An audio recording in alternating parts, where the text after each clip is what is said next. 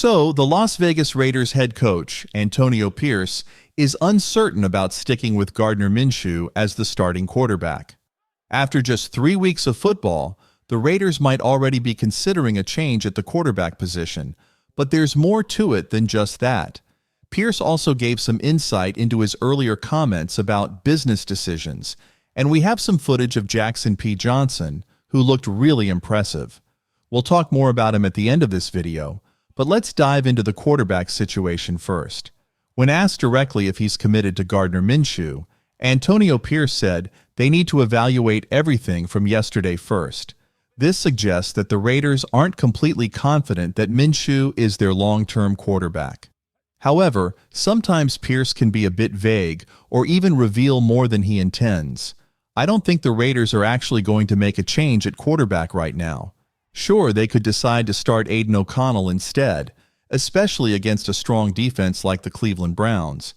But if they don't address other issues within the team, O'Connell might face the same challenges as Minshew.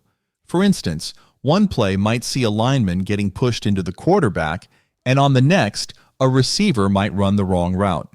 The Raiders' offensive line and coaching haven't really given Minshew a fair shot to succeed.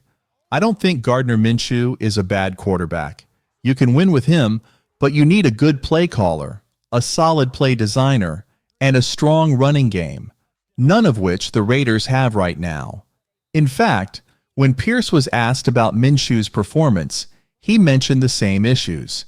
He pointed out that when they don't succeed on early downs, it puts the quarterback in tough situations on third downs, and that's been the Raiders' biggest problem. They haven't been effective on first and second downs.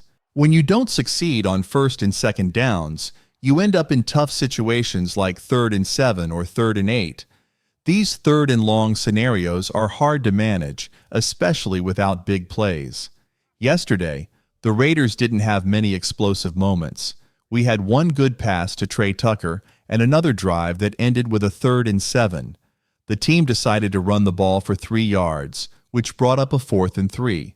Instead of punting, they went for it on 4th down, but the play fell apart. In the middle of the second quarter, Cody Whitehair got pushed right back into Gardner Minshew, forcing him to scramble. Minshew looked to his left, where all his receivers were, but he had a defender right in his face. It's hard to succeed as a quarterback when your offensive line can't protect you and give you a clean pocket to throw from. The Raiders need to improve across the board. Now, I don't think Gardner Minshew is the biggest problem. We also saw Aiden O'Connell play yesterday, and he looked sharp. He completed 9 of 12 passes and even threw a touchdown. He did take a sack and nearly threw an interception, but those things happen, especially when the offensive line isn't providing good protection. I'm sure O'Connell has seen what Minshew has been dealing with. When Antonio Pierce was asked about O'Connell's performance, he mentioned that they were just looking for a spark since they were down by 2 scores.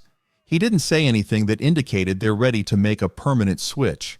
I think the Raiders should stick with Minshew for a couple more games before considering a switch to O'Connell. They need to give Minshew a fair chance and also make some changes on the offensive line. Jackson P. Johnson played really well and should start in the next game. Watching his 21 snaps, he looked solid. Before we get into that, let's talk about the business decision comments Antonio Pierce made. If you didn't know, he mentioned that someone on the team made a business decision during the game against the Panthers. He didn't specify if it was a player or a coach, but he said that the Raiders as a team would be making some business decisions too. This comment sparked a lot of speculation.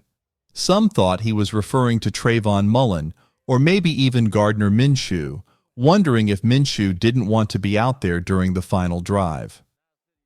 The national media focused on Jack Jones, criticizing his poor tackling. Jack Jones has struggled with tackling all season, even during preseason games. It's one thing to be a poor tackler, but it's another to not put in the effort. In my opinion, Jack Jones isn't who Pierce was referring to, though. When asked directly if he had an issue with Jones, Pierce said he had a problem with the entire defense's effort. So while he didn't single out Jones, he did make it clear that the defense needs to improve as a whole.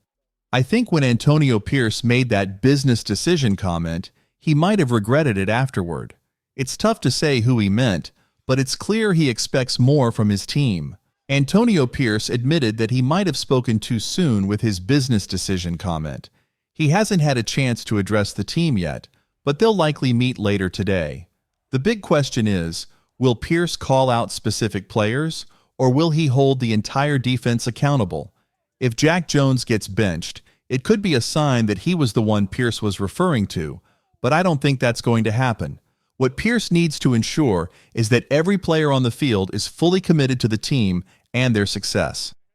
Unfortunately, we also got some bad news. Marcus Epps has torn his ACL and is out for the season.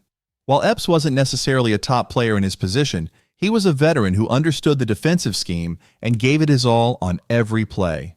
Losing him is a big blow to the team. Now, the Raiders will need to look for someone to step up in his place. It could be Isaiah Pola-Mao, or maybe one of the younger players like Chris Smith. There are also a few other options, like bringing back Jaden Grant, who was previously with the team. Whoever replaces Epps needs to bring the same level of effort and commitment he did. Antonio Pierce also pointed out that the defense as a whole didn't meet his expectations in the game against the Panthers. However, I don't think the issue was a lack of effort. After watching the game tape, it seemed more like the Raiders just got overpowered. I've never seen the defensive line struggle like that before. The Panthers' offensive line dominated the Raiders' defense. Christian Wilkins, Max Crosby, Adam Butler, and the other defensive ends all got pushed around. Max Crosby was shut down multiple times, and Christian Wilkins was held back by Robert Hunt, who is one of the best guards in the NFL and has a salary to match. Hunt won almost every battle against Wilkins, and the Panthers' offensive line just outplayed the Raiders' defense. Based on the tape, I believe the Panthers have one of the top offensive lines in the league. With Andy Dalton at quarterback, they could be a serious contender if they keep playing like this. I know some people might disagree, but I think the Panthers will be competitive in every game from now on, as long as their defense holds up. For the Raiders, this game should be a wake-up call. It wasn't just about effort. It was about getting physically dominated. The defensive line needs to step up, or this could be a long season. Looking ahead at the schedule, I don't think we're going to face another offensive line quite like the Panthers. They've got two great guards, a solid center, and dependable tackles. While we do have the Chiefs coming up, their offensive line has some weaknesses, especially at the tackle positions. Then there's the Falcons, who probably have the best offensive line we'll face, but their linemen are built more for a wide zone run scheme rather than pass protection. So, while they have a strong interior with Chris Lindstrom, Drew Dahlman, and Matthew Bergeron, their tackles might struggle against our edge rushers. But let's get back to the Raiders. The truth is, we got bullied out there. Our offensive line is really struggling, and it's a big reason why we're having so many issues on offense. I think the Raiders have one of the bottom 5 offensive lines in the league right now, unless Jackson P. Johnson is on the field. Speaking of Jackson P. Johnson, this kid showed a lot of promise. I watched all 21 snaps he played, and he was impressive.